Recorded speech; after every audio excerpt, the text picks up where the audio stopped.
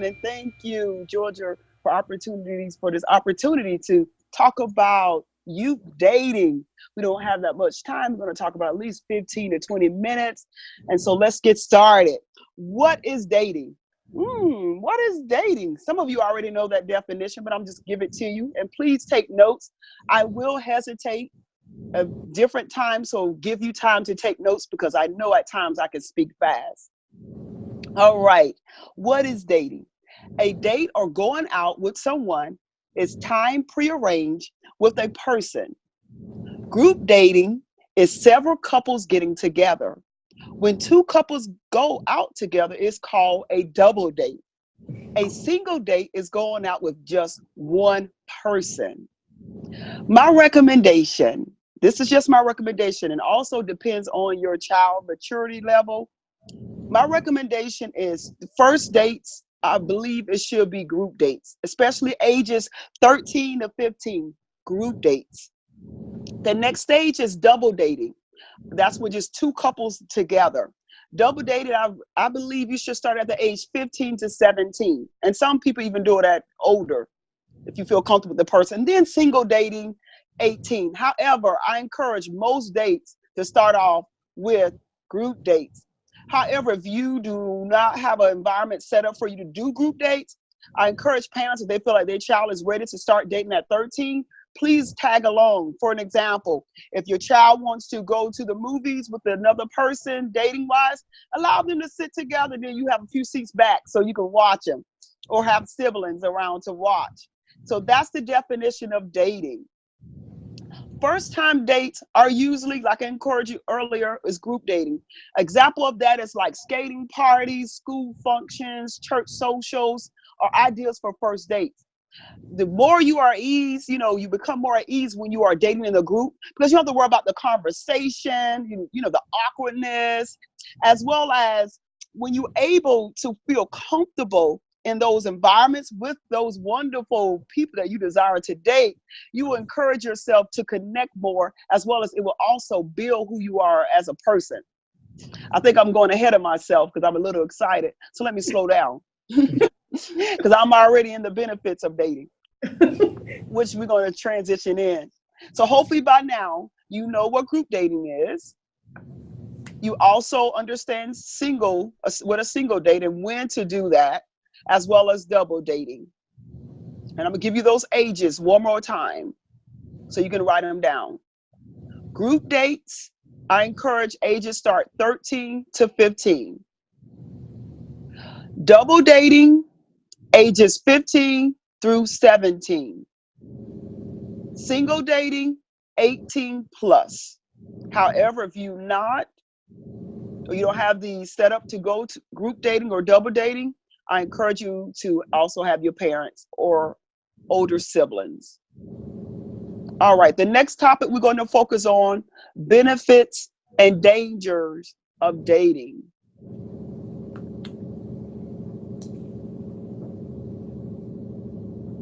The benefits of dating.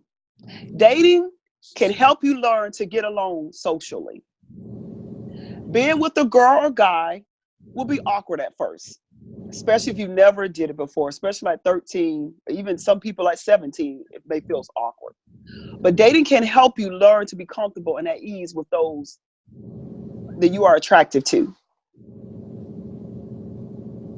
Dating can also help you develop your personality. You'll learn how to handle situations and how to grow and mature in your relationships with others. Another benefit is dating will help you select the right mate. Most every young person is looking forward to get married someday. Well, now based on research, that number is decreasing. But dating is one way of meeting possible marriage partners and helping you decide what kind of person you really want to marry or be with for a long period of time. Those are 3 benefits of dating. Now let's talk about the danger. I know some of you teens may think, I have my whole life ahead of me. This choice I would make will not affect me. It will. I'm sorry to say it will. Your dating patterns and the things you do will greatly affect the quality of your future life. You are sowing seeds of future success or failure in your dating years. So you have to consider the dangers in dating.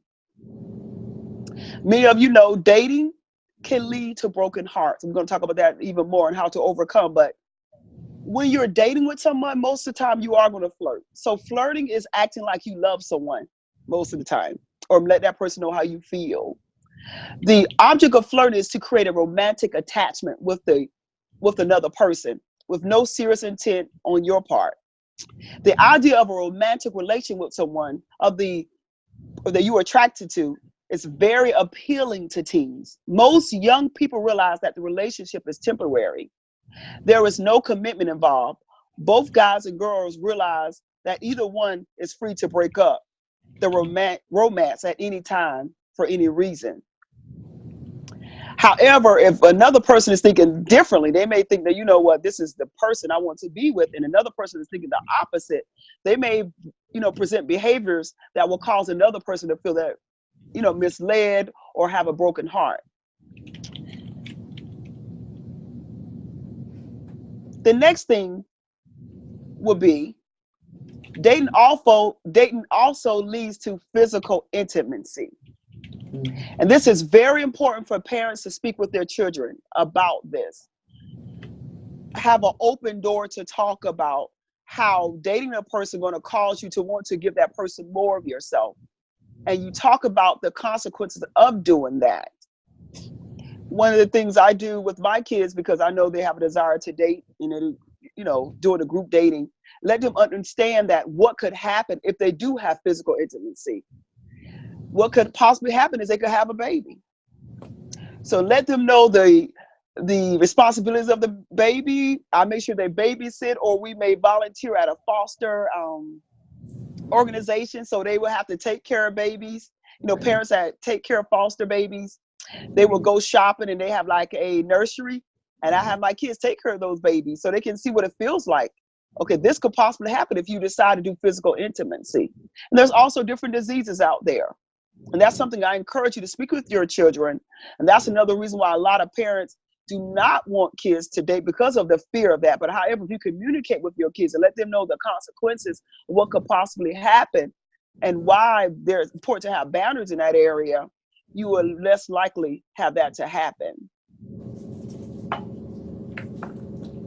Dating can produce jealousy, meaning when a person may see her friend with someone else after they break up, they may find themselves more jealous, or you may see behaviors or acting out because of that pain that's attached to that, or even mood swings because of different things that may happen between the relationship. If the relationship not going well, it's a possibility your child may behave differently at home, or their respect, or even their classwork, or different things in their life may decrease because of how they're feeling concerning that relationship. So that's something you need to talk about. You maybe watch your child's behavior.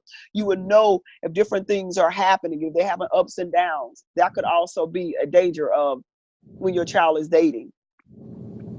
Dating can bring a lot of baggage into a marriage.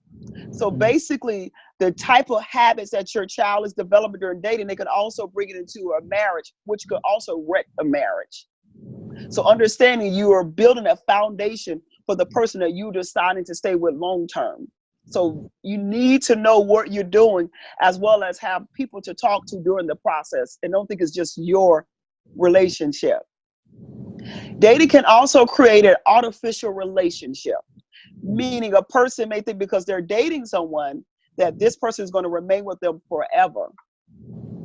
That's not always the case. And another thing too, when a person is dating, they usually present their first or their best self.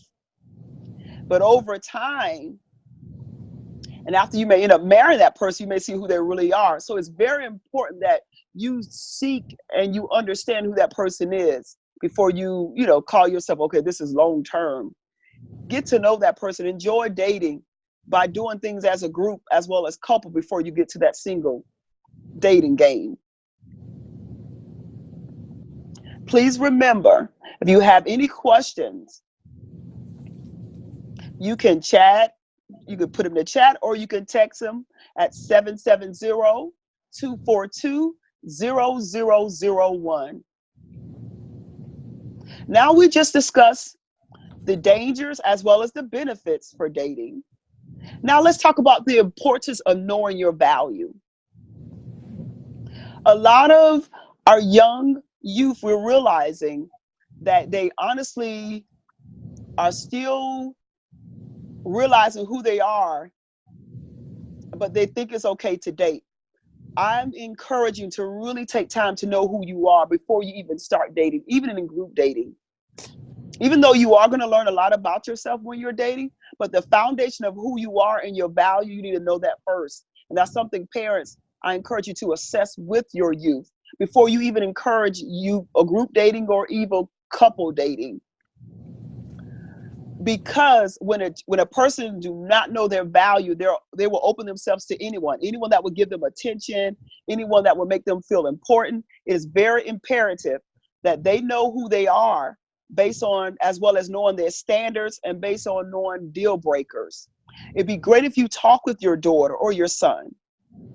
Will it be okay for someone to treat you this way? Give them examples. Talk about if a person speak down to you, or if a person hit you, or if a person jealous or compete with you in ways to diminish you, why that will hurt you in the long run. And if you accept that in the person, it shows how you value yourself. And when you value yourself, you will also understand what type of person you will and will not date. You'll be able to consider quickly, oh, that person needs to be a friend, or this person will be okay to date. Even though this may sound simple or sound something that everyone would know, however, we see evidence based on documentation.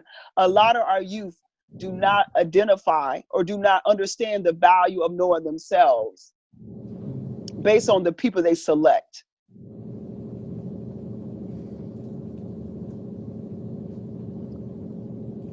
The next thing is how to select the right person for you. It's all linked to knowing your value, to be honest with you. When you know who you are, when you know what you desire and what you're looking for in a person, you will know how to select the right person for you. And there's a little story I want to read off or tell you about. It's funny. It's a research study. It was about, they had these two kids, okay? And they had one kid in one room, they had another kid they had in two different rooms. And they set in front of them two marshmallows.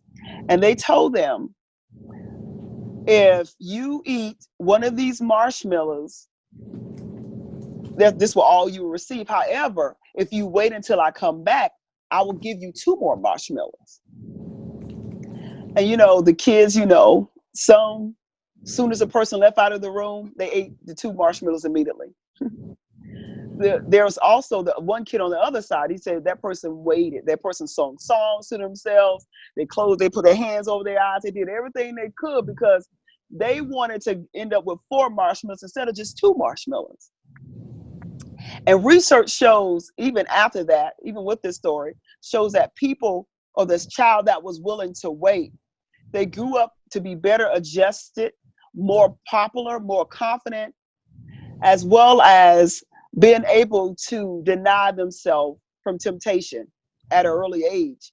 However, the ones that just grabbed the marshmallow soon as the adult left, they found themselves having more difficulties in life, as well as just in general not being willing to wait on the right thing or being able to identify what was right. They just wanted satisfaction in the moment. And that's similar to even with dating. You're going to have opportunities. At first, God may come into you and give you attention, or a girl may give you attention, but that may not be the right person for you. There's a time you may have to wait. So what, you're 13? So what, you're 15? So what, you're 17? And you've never been in a relationship? That may be because the right person is not there. But if you're willing to wait and wait for that right person to come based on who you know you are and based on your standards and your deal breakers, you will have a better outcome. And usually people that are willing to wait usually have better marriages and long-term marriages.